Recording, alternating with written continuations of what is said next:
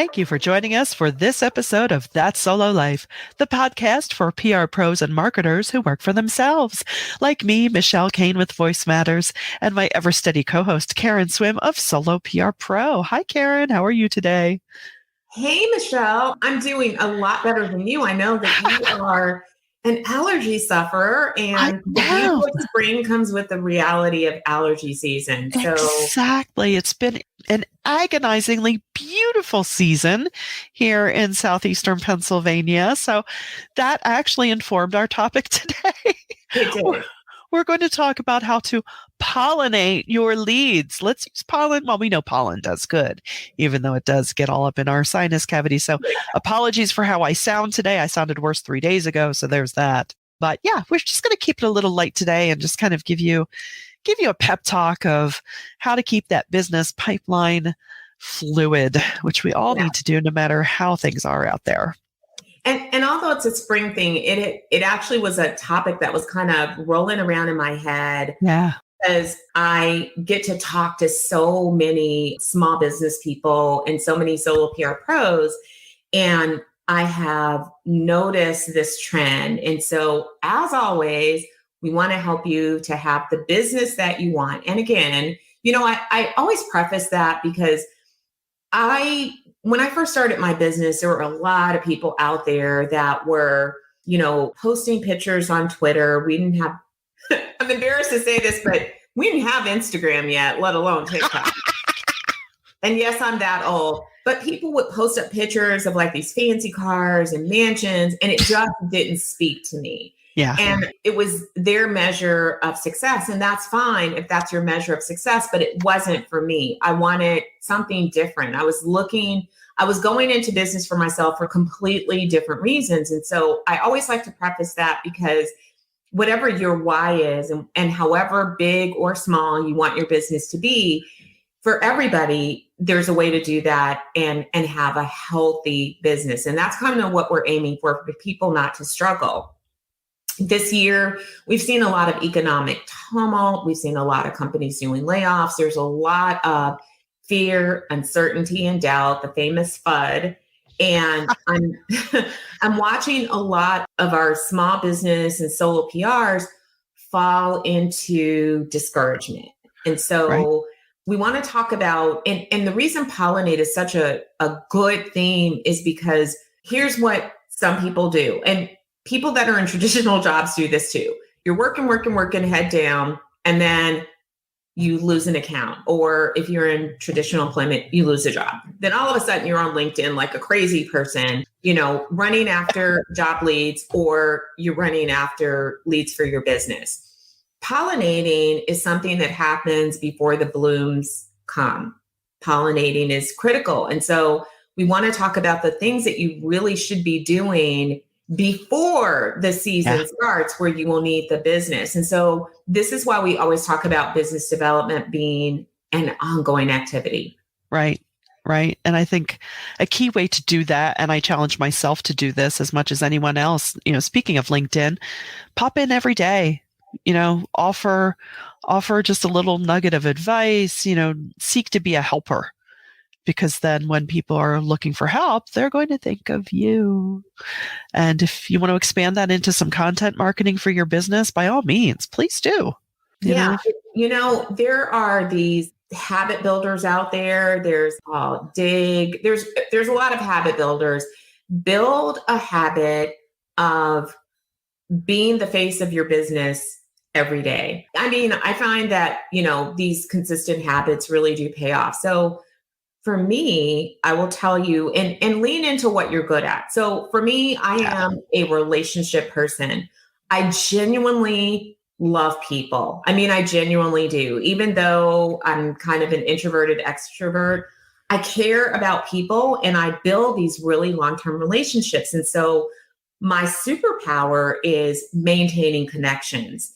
So I am always, talking to the people that I've worked with. Even when clients go away, I keep in touch. We set up like check-ins, like quarterly, monthly, sometimes a little less frequently, but I'm always checking in, and not for business, just for relationship building. I stay connected through social media. I'll call somebody or text somebody. I will, I just maintain friendships and I maintain contact with all of my former clients. And so that just continues to pay off. For example, this year, I have already gotten 3 leads from a CEO that I used to work with. I love that. This is not the first that he's ever referred business to us. And it's because I maintain those relationships. Yeah. And here's the funny thing about that former client. I've also gotten leads from 3 other members of his executive team or his former executive team.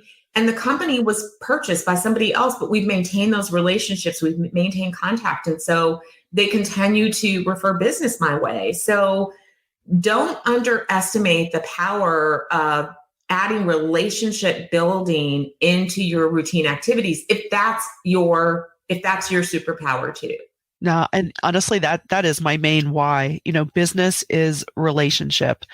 It's on my website. It's how I present. And it's so true. I mean, I love connecting people that can help each other, even if I'm not involved. And I love that you schedule these touch base moments because I also kind of stink at that. But yeah. I too, I love to stay in touch, and not just because, and it's certainly not for, I might get something out of this, but it's just because, hey, we went through something together. We built something together. That was great. Why wouldn't you stay in touch? Because if you're in business, especially in this business, I think it is in our ethos to be helpful. And, I think that it's just a natural occurrence that you would want to remain in close contact with these people. And it makes such perfect sense. I love that. I'm going to take that up, scheduling things. Yeah. I mean, so I will open up my playbook and tell you some of the things that I do because it's natural to me. During the course of business, I always tell clients that we know that business comes and goes, but relationships are forever. So from day one, I'm always doing business, but also caring for the human beings. And so I am asking questions. I'm listening. I am responding to things. I'm supporting them in their career goals. I'm supporting them when personal things come up. If somebody is going through a challenge at work, like they're going through this challenging time, I might send flowers or I may send a card just to say, hey, you okay? I do, mental health check-ins, that are outside of work. So I might text or cell and go, just checking on you today. I know that things are a little rough right now. And it's just about being a human being. And I know that some of us have come up in the era where business is like super professional and it's not very human, but I know that that's not our solos. I know that all of us get pretty close to our clients. So I'm saying, lean into that. And maybe you're not, going on vacations with them or having dinner with them, but always tend to the humanity of your clients, because that is definitely a way to pollinate future business. But even more importantly than that, it makes your work more satisfying when you are genuinely bringing your whole human self to the business. I agree because, we are our clients' trusted resources, and it is a two-way street. I mean, I love every year I try to send a little something to my financial client because it's tax season and I know they never leave their desks. I feel so bad, especially since their new location is far removed from their beloved convenience store where they used to coffee up all the time. But it's just, a little touch. Doesn't have to be anything grand, it could just be a little note. If one of their family members has accomplished something, it really humanizes the relationship, which I think is key. And you know what? That goes also for pollinating leads. If you see a prospect out there that's achieved something, whether personal or professional, send a note. I mean, there used to be a chiropractor in my area that used to send me notes as a student, and it was just sunshine notes. And as a kid, you think, oh, isn't this neat? This person who is called doctor is thinking of me. And then, of course, as an adult, you realize what they were really up to. They were trying to generate leads, but it's okay. Yeah. And I mean, another way to pollinate is to spread your marketing seeds. Yeah. I find that we solos are terrible at marketing our businesses. I want to believe that this younger generation is not following the poor example set in the past, because you are not being selfish. It's not obnoxious to talk about what you do. Why wouldn't you? But here's the thing, and I just want to remind you, you must stay top of mind with everyone. You have to, because life is busy. People are bombarded with information, and you think that people know what you do, and they will forget that you do it if you're not constantly reminding them. So there are so many ways to do this in ways that might feel comfortable to you, but I don't hate the sales process. I don't hate selling, because selling is simply uncovering needs and offering solutions to people who are looking for it. It's not a dirty thing. So talk about what you do. And you could do that, as simple as, commenting on something that's happening in your target audience's industry, posting on LinkedIn and sharing tips. Be out there. You see people sharing tips about, here's how you do this. Now, I will say that I find it more valuable to speak to business and my clients' industries than to speak to PR people. Not that I don't love PR people. We do that here on this podcast. So we have a place for that, and we have a blog. But when it comes to marketing my business, I'm not really marketing to other PR people. I'm marketing to the clients that will hire me. If your target audience is PR professionals, and obviously, yes, you should absolutely serve content that's going to attract that audience. But just, think about that, because sometimes I see PR people sharing things, on press releases and how to do this and how to do that, which is great. But if those aren't the people that are hiring you, you're really not speaking to your audience and their business challenges. Right. That's very true. Yeah. I mean, if your business model is that you are trying to work with fellow PR people as a coach or something, that's fine. But yeah, you definitely want to be demonstrating your talents, within the pool of those you want to do business with. I think that's absolutely true. I mean, there's definitely room for tool sharpening moments amongst ourselves, but you really want to be active in the circles, where hopefully one day you can generate some business from people. And I mean, don't be afraid to ask.